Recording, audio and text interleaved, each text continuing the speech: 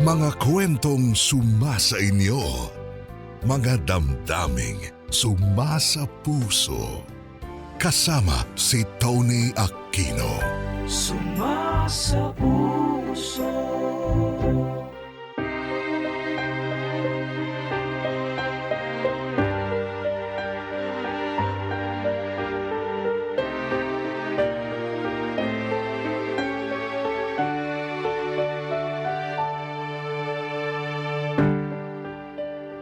Tony, tawagin niyo na lang ako sa pangalang Jaime. 38 anyos. Hindi naman ako talaga mahilig makinig ng mga drama sa radyo. Pero nang minsang mapadaan ako sa programang ito, dito na nagsimula ang araw-araw kong pakikinig tuwing tanghali. Masasabi kong naging maswerte ako sa buhay. Salamat sa mga magulang ko dahil nasiguro nila na magkakaroon ako ng magandang kinabukasan. Yun ang naging inspirasyon ko para ganoon din ang gawin ko para sa pamilyang bubuuin ko. Hanggang sa nakilala at napangasawa ko sila Lane. Pareho kaming may magandang trabaho. Pero nang nagkaroon na kami ng anak, nagdesisyon kami nila Lane na maging full-time housewife siya. Hindi naman sa nagyayabang ako, Tony. Kaya naman ang sweldo ko na buhayin ang pamilya ko kahit ako lang ang mag-isang nagtatrabaho. Yun din ang dahilan kung bakit kampante sila Lane na talikuran ang sarili niyang karera at hayaan na sa akin ang mga pinansyal naming pangangailangan. Sa madaling salita, naghati kami ng responsibilidad sa bahay. Ako ang lalabas upang kumita ng pera at siya naman ang bahala sa pag-aalaga sa aming pamilya.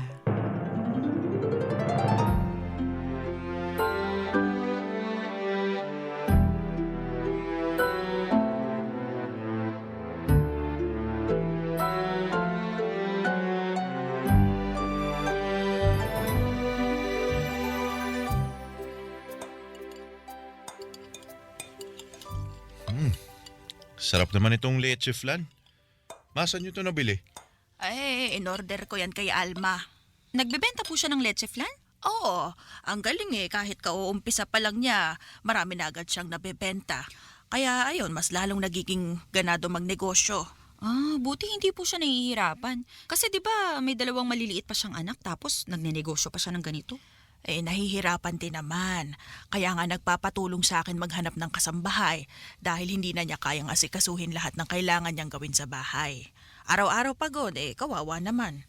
Di ba maganda naman yung trabaho ni Steven sa ibang bansa? Bakit kailangan pang gawin yun ni Alma?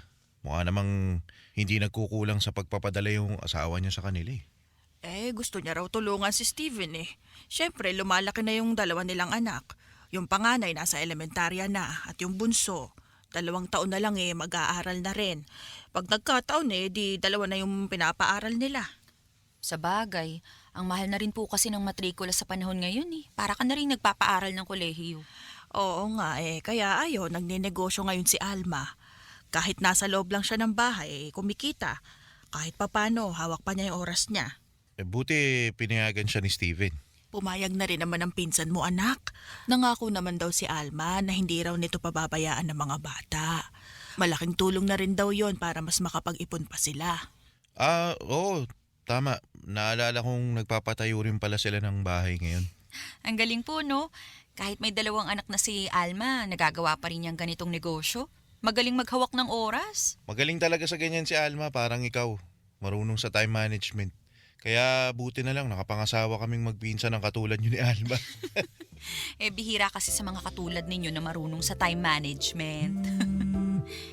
Ay, naku, tumatawag ang kumari ko. Sasagutin ko lang to sa sala. Kumain lang kayo dyan. Sige po, ma.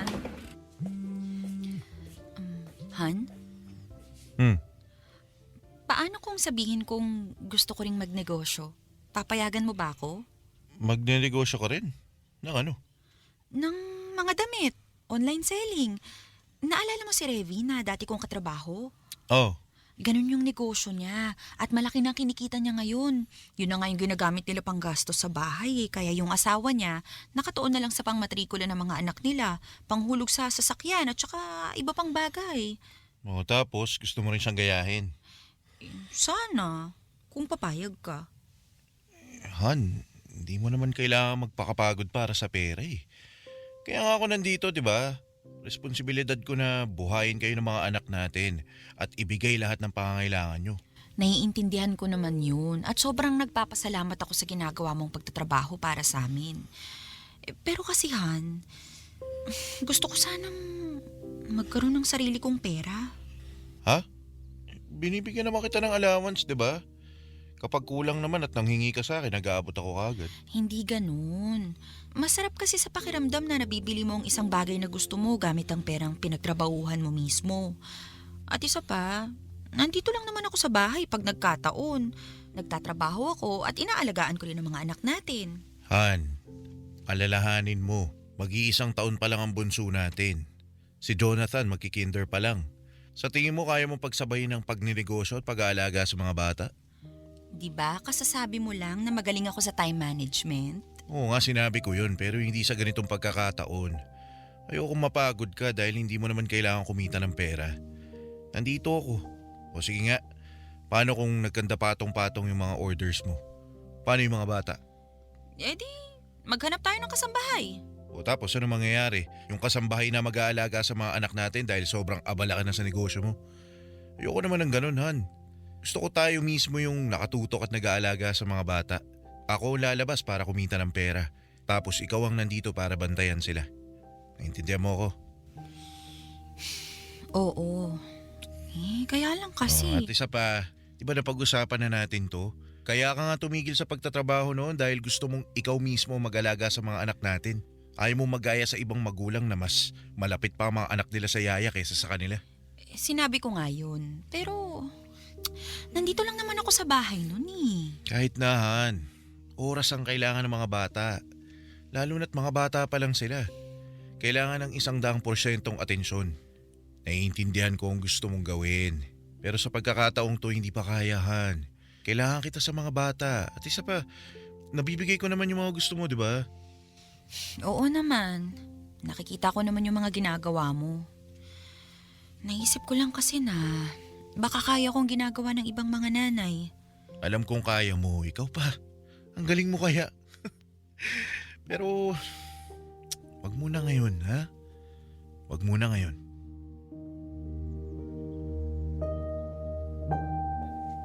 Tony, sobrang hanga ako sa asawa kong si Lalaine. Maalaga niya sa mga anak namin, miski na sa akin.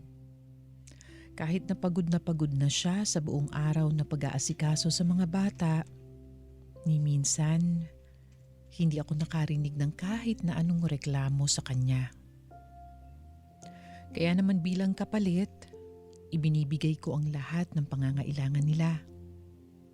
Para kahit wala ako sa bahay, meron silang magagamit kapag nagkaroon ng emergency. Binibigyan ko rin sila ng pera para mabili niya ang mga gusto niya. Masaya ako kapag nakikita ko siyang may bagong damit at kung ano paman. Pakiramdam ko ay nagagampanan ko ng mabuti ang pagiging asawa sa kanya kahit may mga anak na kami. Tony, kontento na ako sa buhay na merong kami ni Lalaine. Para sa akin, maganda na ang ginagawa naming hatian ng responsibilidad. Ako ang bahala sa pera, siya naman ang bahala sa loob ng bahay. At gusto ko sana na manatili kaming ganoon hanggang sa lumaki na ang mga anak namin. Ma, ang aga nyo ah. Alam mo naman ako, isang tawag mo lang para bantayan ng mga apo. Agad-agad akong pupunta rito. Nasa na nga pala sila? Sakto yung dating nyo. Pareho pong natutulog. Mamaya pa kayo guguluhin ng mga yun. Maputi naman kung ganun. Makakapagpahinga muna ako. Saan nga pala kayo pupunta ni Lalaine ngayon? Magde-date lang po, ma. Ako, maganda yan anak. Kahit may mga anak na kayo at marami ng responsibilidad, wag na wag mong kakalimutan na ilabas paminsan-minsan ng asawa mo. Lalo na't nandito lang naman parati sila Lane sa loob ng bahay. Nag-aasikaso sa'yo at sa mga bata. Oo naman po, ma. Kaya nga sinisikap ko na hanggat maaari may isang araw na kaming dalawa lang nila Lane ang lalabas. Masaya ako dahil hindi mo nakakalimutan gampanan ng pagiging asawa mo. Mama, Ang ganda-ganda mo naman ngayon. hindi naman po, ma. Simpleng t-shirt at pantalon nga lang po ang suot ko ngayon eh. Hindi lang po siguro kayo sanay na nakapambihis ako.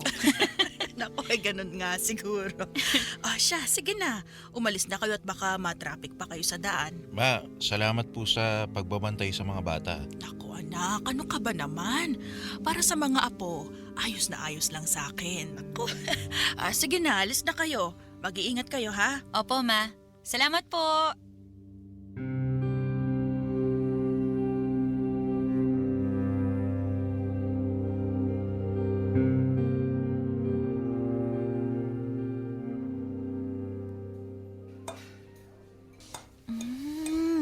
Ang sarap. Parang ito na yata ang pinakamasarap na restaurant na nakainan natin. Yung bistik Tagalog nila, oh. The best. Ang lambot ng karne, tsaka talagang nanunuot yung lasa. Ang ganda ng pinili mo, Han. Ano naman ang gusto mong gawin pagtapos natin kumain? Siguro maglakad-lakad na lang tayo rito sa paligid para bumaba yung kinain natin. Sige, ikaw bahala. Basta mahaba pa ang gabi natin. Sige. Ay, oo nga pala, Han. May sasabihin ako sa'yo. Ano yun? Naalala mo nung nagkita kami ni Crystal? Nung last weekend yun, di ba? Yun nga. Nung nagkita kasi kami, may pinakilala siya sa aking supplier. Supplier? Ng ano? Mga organic supplement at sabon. Napagkwentuhan namin yung negosyo niya eh. Medyo malakas din pala yung kita sa mga ganunhan. Sa isang araw pa lang, ang dami na niyang natatanggap na order. Kaya, ang laki ng kitaan niya talaga. Tapos? Tapos nang dahil sa negosyo na yun, nagawa niyang buhayin yung dalawa niyang anak. Single mother kasi siya eh. Iniwan ng asawa kaya mag-isa niyang tinataguyod yung mga bata. Noong una, sobra raw siyang nahirapan hanggang sa ginawa niya yung pagbebenta ng mga organic supplement at sabon. Ayun, kumikita na siya ng malaki ngayon. Tapos? Naengganyo ako eh. Kaya, ayun, gusto ko sanang subukan. Natuwa kasi ako sa kwento niya. Tapos, ang sabi niya sa akin, 10,000 daw ang kailangan kong ibaba para sa sample products. Ano? 10,000? Ang laki naman nun. Worth it naman, honey. Tsaka ganun talaga sa negosyo. Malaki ang magiging puhunan.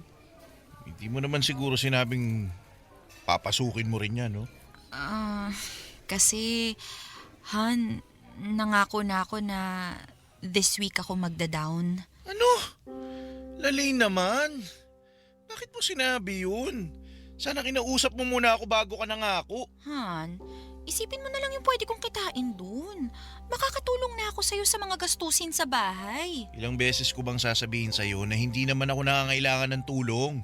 At isa pa, akala ko ba malinaw na sa atin na ako lang ang magtatrabaho sa ating dalawa? Ako ang bahala sa pera, ikaw naman sa pag-aalaga ng mga bata. Oo nga, napag-usapan na nga natin yun. Pero mas magiging madali ang buhay natin kung tayong dalawa ang kumikita ng pera. Hindi, ayoko. Tawagan mo yung sinasabi mong supplier at sabihin mo magbaback out ka na dyan sa usapan nyo. Ano? Ha naman? Ako yung masisira sa tao. Nangako na ako eh, tsaka gusto ko rin tong gagawin ko. Bakit? Sigurado ka ba nakakayanin mo yan? Paano ko malalaman kung hindi ko susubukan, di ba? Paano kung malugi ka? O di kaya sa kalagitnaan ng pagninegosyo mo, maisip mo na hindi mo na pala kaya. Paano yung perang nagastos mo na? Di nasayang nang wala sa oras. Bakit ba kasi yun ang iniisip mo? Hindi ko pa nga nauumpisa, negative agad ang nasa isip mo. Kasi alam kong mapapagod ka. Mahahati yung oras at atensyon mo. At yun ang ayoko mangyari. Pero... Ako ang magdidesisyon sa bagay na to. Lalin, sinasabi ko sa'yo, hindi ako payag dyan sa gusto mo. Hindi dahil sa wala akong tiwala sa'yo. Pero ayoko kasi mahirapan ka.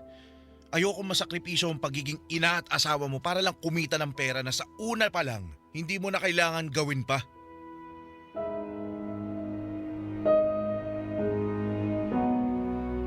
Tony, Bukod sa ayokong masakripisyo ang pagiging ina at asawa ni Lane, ayoko rin kasi na dumating kami sa puntong pareho na kaming nagbibilangan. Dahil syempre, hindi maiiwasan na magsisilipan kami kung sino ang mas may malaking ambag sa bahay. Sino ang mas naglalabas ng pera, ang mas gumagastos. At isa pa, nung una pa lang ay napag-usapan na namin ito ni Lane. Na kapag nagkaroon na kami ng mga anak, siya ang maiiwan sa bahay at ako ang magtatrabaho. Kumbaga may kanya-kanya kaming papel sa pamilya namin. Kaya hindi ko lubos maintindihan kung bakit pilit niyang binabago yun. Kung bakit parang sinusubukan niyang pantayan ako sa pagiging padre de pamilya.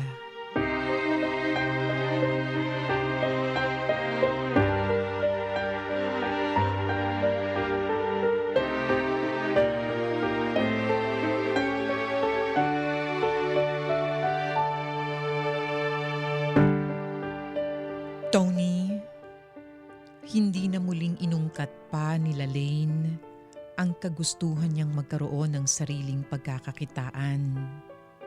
Siguro napagtanto niya na tama ang mga sinabi ko sa kanya. Na hindi niya kakayaning pagsabayin ang pagiging ina, asawa at negosyante. Nagpatuloy lang ang buhay naming pamilya, Tony. Mas lalo kong inalagaan ang asawa ko sa pamamagitan ng pagyaya sa kanyang lumabas kapag wala akong pasok, sa pagbibigay ng mga regalo kahit wala namang okasyon, pati na atensyon at pagmamahal. Naisip ko kasi na sa ganung gawain ay malilimutan na ni Lane kung may kulang man sa buhay niya. Kaya lang, Tony, nararamdaman ko na may ibang hinahanap ang asawa ko. Sa tuwing nagkakaroon sila ng munting salo-salo ng mga kaibigan niya, kinukuwento niya sa akin na magaganda raw ang mga karera nito. May na-promote sa trabaho, may mangingibang bansa na, may maganda ng posisyon sa kumpanya. At kita ko sa kanya mga mata ang inggit. Kahit hindi niya yung sabihin sa akin, alam ko na hinihiling niya na sana ay maging ganoon din ang takbo ng buhay niya.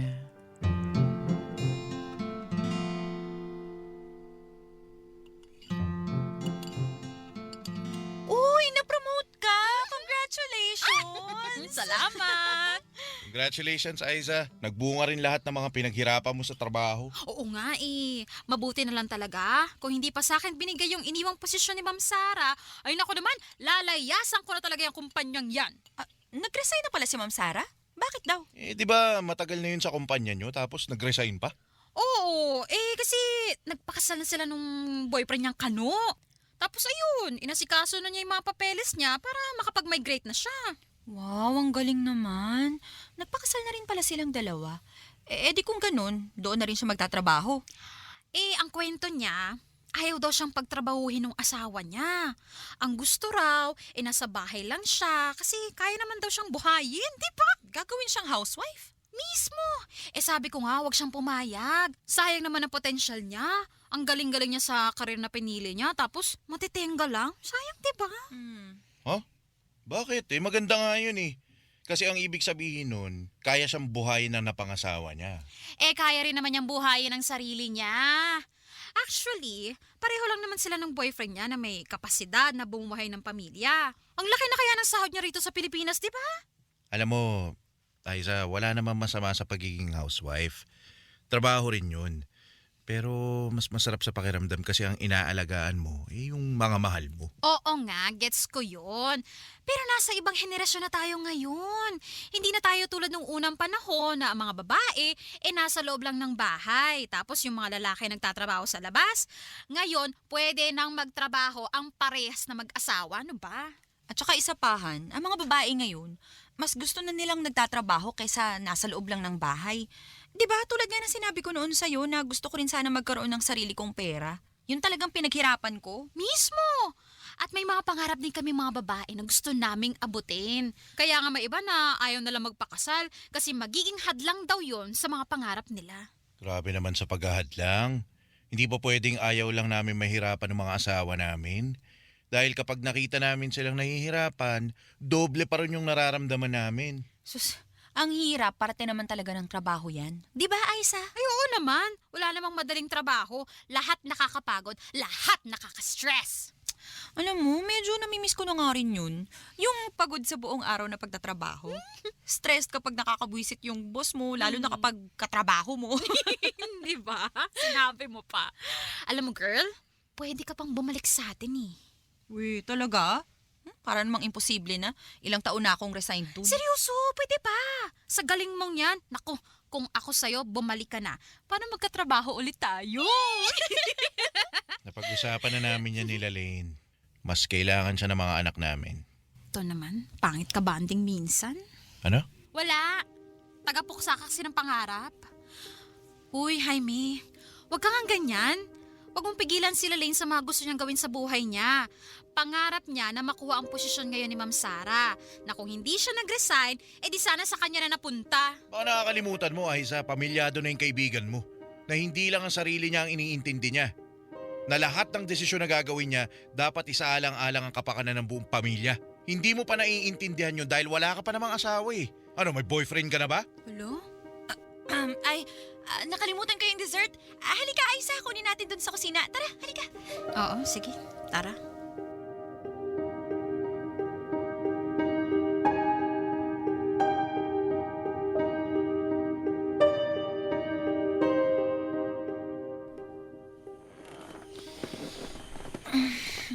Makakapagpahinga na rin sa wakas. Natawagan mo na ba si Mama? Oo, kani-kanina lang. Nakauwi na raw siya. Mabuti naman. Han? Ayos ka lang? Bakit naman ganun yung ginawa mo sa akin kanina habang kausap natin si Aiza? Ginagatungan mo pa yung sinasabi niya porket nakahanap ka ng kakampi. Tama rin naman si Aiza, di ba? Kahit na medyo nakakainis yung mga salitang ginamit niya. Pero aminin mo, may punto siya. Oo nga, pero parang pinagtulungan niyo kasi ako kanina eh. Hindi lang parang, talagang pinagtulungan niyo ako. Hindi ko sinasadya na gano'n ang maramdaman mo. Kasi Han, gusto ko rin sanang ma-realize mo na may mga gusto rin akong gawin sa personal kong buhay. Hindi naman dahil sa kasal na tayo, wala na tayong kanya-kanyang pangarap, di ba? Naiintindihan naman kita doon, pero hindi ka ba masaya sa buhay mo ngayon? Masaya! Masayang masaya! Kaya lang parang may kulang. Hindi siya buo. May nawawala sa buhay ko na alam ko sa trabaho ko lang mahahanap. Han, bago tayo magpakasal, kilala mo ko na mahalaga sa akin ang career ko kasi doon ko nararamdaman na may kwenta ako. Na magaling ako. Matalino. Yung ganun. Hindi naman kasi porket ganun ang nararamdaman ko, ibig sabihin na nun hindi na ako masaya sa buhay natin eh. Personal na hangarin ko to, Han. Para sa sarili ko to. Talaga bang gusto mo nang bumalik sa pagtatrabaho? Oo. Sobra. Alam ba? Sige. Kung gusto mong bumalik sa pagtatrabaho at kung alam mo na kaya mong pagsabayin ng mga responsibilidad sa loob at labas ng bahay, sige, pumapayag na ako. Hindi nga, Han. Seryoso ka? Oo, ayos na sa akin. Magpapatulong na lang tayo kay Mama na maghanap ng maayos na kasambahay na magbabantay sa bahay at sa mga bata kapag pareho tayong nasa trabaho. Pumapahayag ka na talaga? Oo nga. Basta pangako mo lang sa akin na ang top priority pa rin natin ay yung pamilya natin. Oo naman, Han. Oo, pinapangako ko. Hindi ko kayo pababayaan kahit na may trabaho na ako. Salamat, Han. Maraming salamat. Hindi mo alam kung gaano mo ako pinasaya ngayon.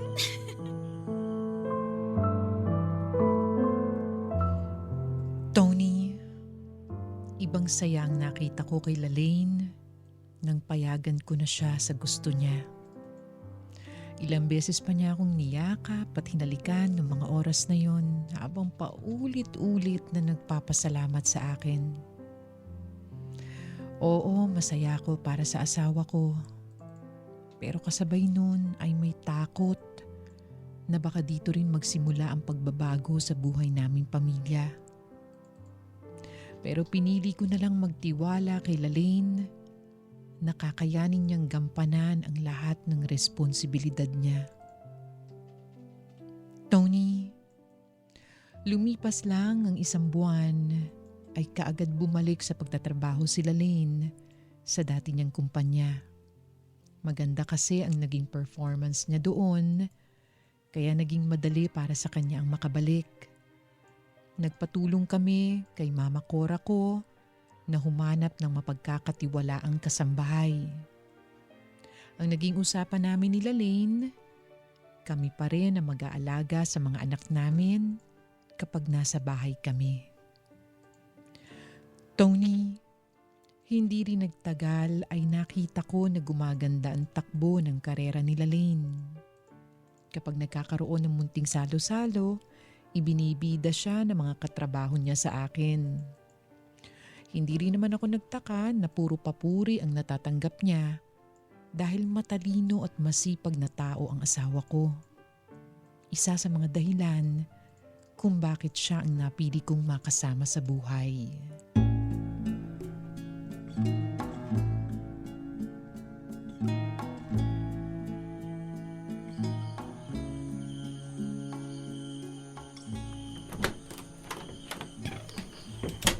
Ayan, ang ganda.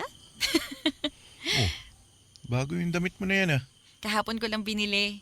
Di ba nagsabi ako sa'yo na sasamahan ko lang si Aiza na mag-mall dahil kailangan niya nga ng tulong ko. Tapos, ito, bumili na rin ako ng bago kong pamasok. Naganda ba? Oo, mukhang mamahalin. Oo naman, no. Mahal talaga to. Kaya kailangan alagaan. Ay, Han, may good news nga pala ako sa'yo. Ano yun? Kinausap kasi ako kanina ni boss sa office. Medyo kinabahan nga ako kasi baka may mali akong ginawa. Tapos, binalita niya sa akin na ako raw ang ipapadala para maging kinatawan ng kumpanya namin sa isang seminar sa Hong Kong. Magandang balita yan. Di ba? Hindi nga ako makapaniwala kanina. Alam mo kung bakit? Kasi ang ibig sabihin lang nun, isa ko sa mga pinagpipilian na i-promote. I-promote? Agad? Sandali, parang 1 taon ka pa lang dyan sa kumpanya nyo Parang gano'n na nga. Pero kung iisipin mo mabuti, matagal na ako dun. Ilang taon lang ako nawala tapos bumalik na ako. Kumbaga, alam na ng mga nasa taas yung abilidad ko. Sabagay.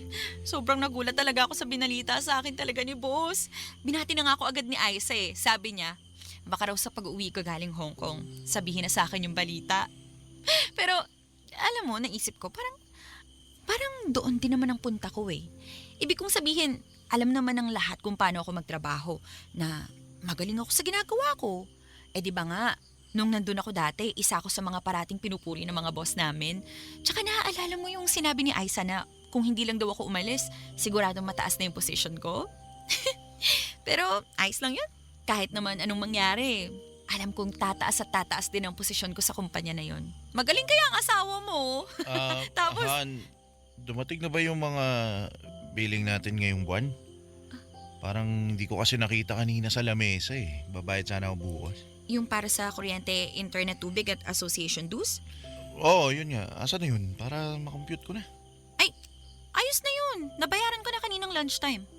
Ba't hindi mo sa akin binigay? At ba't binayaran mo na?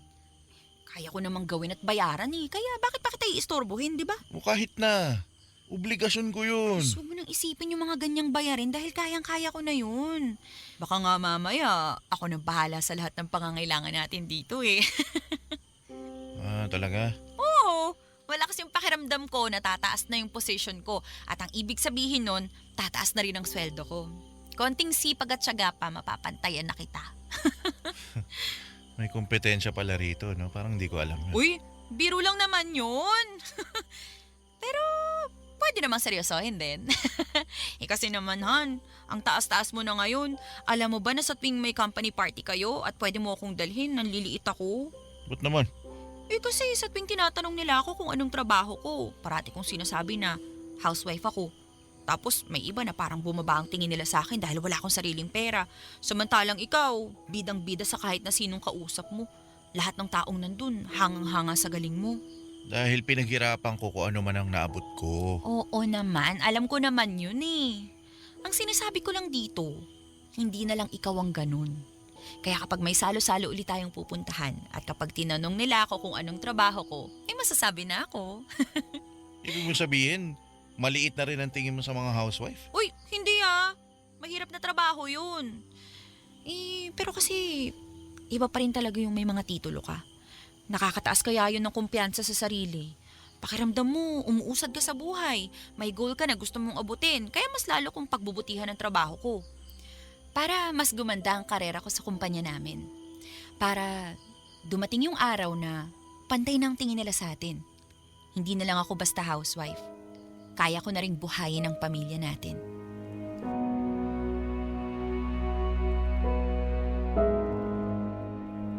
Tony, mas lalo kong nakita ang mga naging pagbabago kay Lalaine simula nung bumalik siya sa pagtatrabaho. Mas lalong dumami ang mga kaibigan niya. Dumalas din ang pag-uwi niya ng gabi dahil overtime o kumain ito sa labas kasama ang mga katrabaho. Nung una ay ayos lang sa akin dahil syempre gusto ko rin naman na magkaroon siya ng buhay sa labas ng trabaho at bahay. Pero hindi nagtagal, yun na ang nagiging problema ko sa kanya. Hindi lang yun. Sa tuwing nagkakaroon kami ng salo-salo kasama ang mga kamag-anak, palaging ipinagmamalaki ni Lalaine na naghahati na raw kami ngayon sa mga gastusin. Hindi na raw siya tulad ng dati na umaasa lang sa akin dahil may sarili na siyang pera ngayon.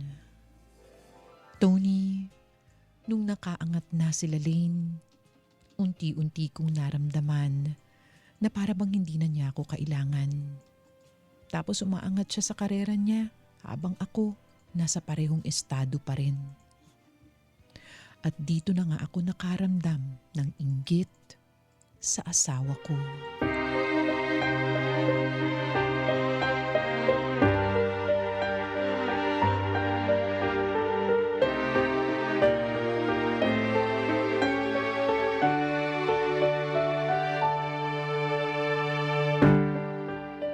Tony, siguro kaya ako nakaramdam ng inggit kay Lalaine dahil nasanay ako na ako lang ang nagpapasok ng pera sa bahay. Sanay ako na mas kinakailangan ng pamilya ko. Simula kasi na magkaroon na ng trabaho ang asawa ko, wala na siyang hinihingi sa akin kahit piso. Magugulat na lang ako na nabayaran na pala niya ang mga gastusin namin sa bahay. Wala na akong ibang gagawin dahil tapos na niya ang lahat. Nararamdaman ko na unti-unti na akong nawawala ng halaga sa sarili kong pamilya.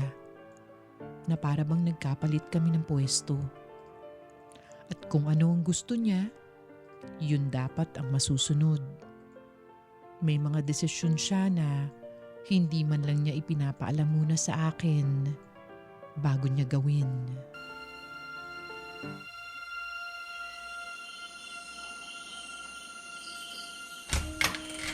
Hi, Han! Ba't ngayon ka na umuwi? Na-traffic kasi ako sa daan, kaya ngayon lang ako dumating. Sorry na, nagkaroon kasi ng simpleng salo-salo sa office, kaya hindi muna ako nakaalis dun. Tapos namatayan ako ng cellphone sa daan. Sa susunod magsabi ka sa akin kung gagabihin ka ng uwi, ha? Alalang-alala na ako rito kung ano-ano nang pumapasok sa isip ko na baka may hindi na magandang nangyari sa'yo. Nawala lang sa isip ko. Sorry na. Pero may magandang balita naman ako sa'yo eh. Ano? Han, na-promote na ako. Promote ka na? Oo, ako na ngayon ang bagong marketing manager ng department namin. Kaya nga ako na-late na umalis sa office kasi binigyan ako ng simpleng salo-salo ni na Aisa para i-congratulate ako. Na-promote ako, Han. tuloy? Hindi ka ba masaya? Masaya sana. Kaya lang, ibig sabihin nun, mas lumawak na yung responsibilidad mo. Mas dumami na yung trabaho mo eh. Oo. Pero ano ka ba? Alam mo namang normal lang yun sa trabaho, di ba? O, paano na yan? Ha? Anong paano na yan? Kung na-promote ka ngayon at nadagdagan yung mga responsibilidad mo sa trabaho mo, paano yung mga anak natin? Ano bang sinasabi mo? Kaya nga nandyan si Yaya Magda para mag-alaga sa mga bata, di ba? Ano yun? Lahat na lang iaasa mo sa yaya. Lahat ng pag-aalaga, pag-aasikaso, pagbabantay. Kay Yaya Magda na lang. Paano kung dumating yung panahon na mas malapit na yung mga bata sa yaya nila kaysa sa nanay nila? Naisip mo ba yun? Teka nga, bakit ka ba nagagalit? Tinatanong kita na ngayong mas mataas na ang posisyon mo, paano mo hahatiin ang oras mo sa trabaho at pamilya mo? Di hatiin ko sarili ko sa gitna. Paano nga? Tignan mo nga ngayon na hindi ka pa manager. Anong oras ka umuwi? Di ba nga may salo-salo nga kasi kami Hindi kanina. lang ngayon, Lalaine. Nakakailang beses ka nang uwi na wala sa tamang oras. Dahilan mo OT. Paano pag nakaupo ka na sa bago mong posisyon? Kita-kits na lang bukas, ganun. Ano ba pinagsasasabi mo Bigyan dyan, mo ko ha? ng eksaktong paraan kung paano mo hahatiin ang oras mo sa amin at dyan sa lintik na trabaho mo. Ewan ko! Hindi ko alam! Bahala na! Gagawan ko ng paraan.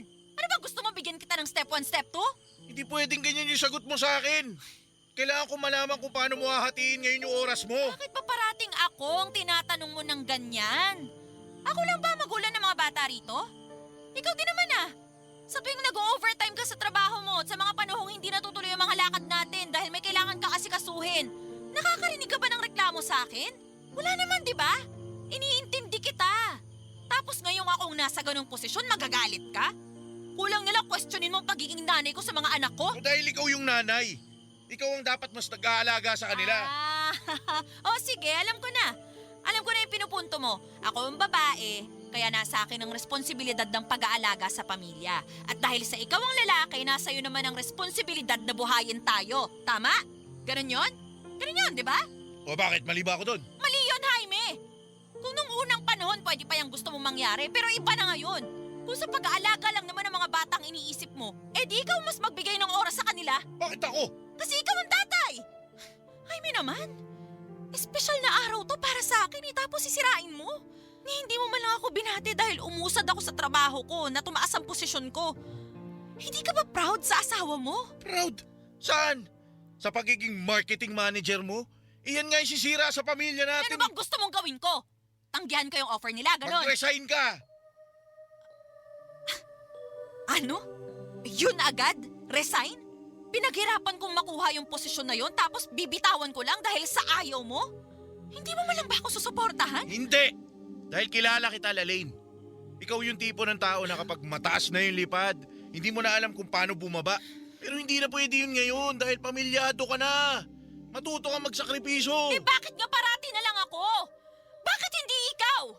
Para naman maranasan mo yung mga naranasan ko. Kung nagawa mo noon, magagawa mo ulit ngayon. Hindi! Hindi ako magre-resign. Ngayon ko na lang ulit pipiliin ang sarili kong kagustuhan. Mag-resign ka! Ayoko! Hindi mo ba... Hindi ako magre-resign! Hindi! Hindi! Hindi! Ma? Pa? Nag-aaway po ba kayo? Yan kasing tatay mo hindi marunong makaintindi! Lalaine! Napakamakasarili! Gusto siya lang ang magaling, siya lang ang nasusunod! Tumigil ka na! Gusto ko ikulong habang buhay sa bahay na to! Talaga bang hindi ka titigil? Ipapakita talaga natin sa harap ng bata na nag-aaway tayong dalawa. Totoo naman kasi! Kailangan makita niyo na ganito ang ginagawa mo sa akin na gusto mo ako ikulong lang dito sa bahay Tumigil ka na! Pwede ba, Lalaine? Tama na! Narinig mo ba yung sarili mo, ha? Para lang ipagtanggol yung sarili mo na wala ka na ng pakialam sa mga pwedeng marinig ng anak mo. Wala kang pakundangan! Hindi ka na naawa sa anak mo! Jonathan, sige na. Pumasok ka na sa kwarto mo. Opo.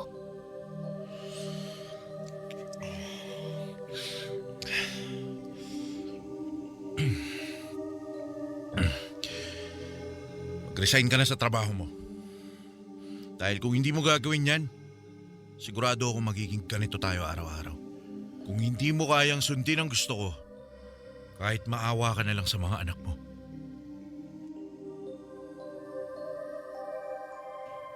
Tony, dahil ilang beses na kaming nakikita ng mga bata na madalas na nag-aaway, Nagdesisyon kaming dalhin muna sa mama ko ang mga anak namin nila Lane. Doon muna sila hanggat inaayos namin nila Lane ang problema. Matapos ang huling pagtatalo namin nila Lane, hindi kami nagpapansinan sa bahay. Sabay mag-aagahan pero hindi nag-uusap hanggang sa pareho na kaming papasok sa trabaho. Ilang araw naging ganun ang sitwasyon naming mag-asawa. Para bang walang gustong magpatalo, walang gustong magbaba ng pride. At natakot ako, Tony, na baka makasanayan na lang namin ng ganun.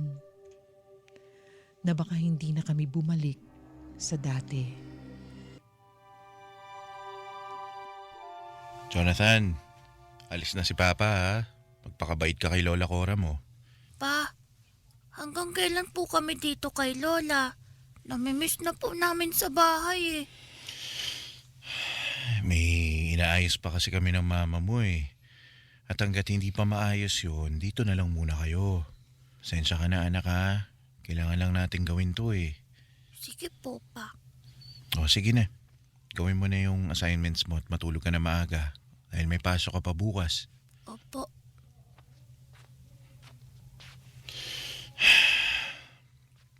Hirap naman ito. Dadamay pati yung mga bata. Anak, ito. May dala kong hapunan ninyong mag-asawa. Bistek Tagalog yan. Ay, salamat po ma. Pasensya na po kayo ma ha. Nabahala patuloy kita. Ano ka ba? Ayos lang to sa akin. Pero mag-iisang linggo ng mga bata rito. Hindi pa ba kayo nagkakaayos ni Lalaine? Di pa may. Anak, alam ko na pinalaki ka ng papa mo sa mga tradisyon. Na ang babae dapat nasa loob ng bahay at ang lalaki ang lalabas para kumita ng pera. Pero anak, iba ng panahon ngayon. Kaya sana mag-adjust ka rin. Pakinggan mo ang gusto ng asawa mo dahil ang babae ang puso ng pamilya. Na kapag huminto sa pagtibok, mawawala nito ng buhay. Naiintindihan mo? Opo ma. Sige na. Kausapin mo na sila Lane at pag-usapan ng mga dapat ayusin. Isa dapat sa inyo magpakumbaba. At tsak, pag nagpakumbaba ang isa, lalambot din ang puso ng isa pa.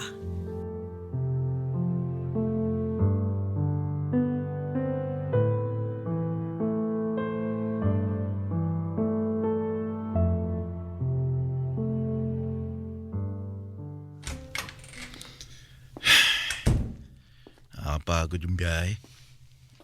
Nandyan ka na pala. Sina Jonathan, kumusta? Ayos lang ba sila? Oo, umalis ako habang gumagawa sila ng mga assignment. May bigay nga palang hapunan si Mama, Bistek Tagalog. Hiniti mo na lang kung gusto mo kumain. Sige. May sasabihin pala ako sa'yo. Ano yun? Magre-resign na ako sa trabaho. Nagawa ko na yung resignation letter ko. Ipapasa ko na lang bukas sa boss ko. Sigurado ka na ba dyan? Yan ba talaga gusto mong gawin? Hindi. Pero kung ito magiging daan para magkaayos tayong dalawa at bumalik sa dati, gagawin ko. Mas mahalaga para sa akin ang pagsasama nating dalawa. Ayaw kong nagkakagulo tayo ng ganito. Mahirap eh. Ang bigat sa puso. Wala naman kasi ako ibang iniisip kundi yung kapakanan mo eh. Ayoko nahihirapan ka. Ayoko nagiging problemado ka. Bilang padre de pamilya, yun ang responsibilidad ko. Kasi inaalagaan mo na kami eh. Pati pa ba mga magiging kinabukasan natin, iisipin mo pa? Sobrang bigat naman nun. Naiintindihan ko naman yun. Kaya alam ko na nasa akin ang problema. Hindi. Mali ka. Nasa akin yung problema, wala sa'yo. Ha? Ang isa pang rason kung bakit naging ganito ako eh dahil masyado akong nagpakain sa inggit ko sa'yo. Inayaan ko yung sarili ko makaramdam ng takot na baka dumating yung panahon na mas higatan mo na ako sa lahat ng aspeto. Han, hindi. Alam mong hindi mangyayari yun. Alam ko. Kaya lang natakot kasi ako eh. Pero mahalaga sa akin ang mga gusto mo. Kaya kung magiging masaya ka sa trabaho mo, kung sa tingin mo diyan ka uusbong, sige, gawin mo na. Mayos lang sa akin. Ibig mong sabihin, Ituloy mo lang yung gusto mong gawin. akala ko ba ayaw mo? Kaya nga tayo nagkagulo dahil sa pagtatrabaho ko, di ba? Bakit ngayon pumapayag ka na? Dahil ayaw kitang limitahan. Patawarin mo ako kung naramdaman mong pilit kitang binababa. Na pinilit kong gustong patunayan sa'yo na ako dapat yung mas nakatataas. Kasi ako yung lalaki. Kalimutan ko, hindi ka lang pala isang asawa at ina. Ikaw si Lalaine, isang napakagaling na marketing manager. Gusto ko na lumaki yung mga bata na nakikita nilang maganda yung mga karera natin. Na lahat ng meron tayo sa buhay, pareho natin pinaghirapan. Na pareho tayong matagumpay sa buhay. Para tayong gagawin nilang inspirasyon. Salamat, hon. Salamat. Pinapangako ko. Gagawin ko ang lahat para maalagaan ko pa rin kayo ng mga anak natin. Hindi. Gagawin natin ang lahat para maalagaan natin ang pamilyang binuo natin. Pagkasama natin pagsisikapan ang kinabukasan na pinapangarap natin.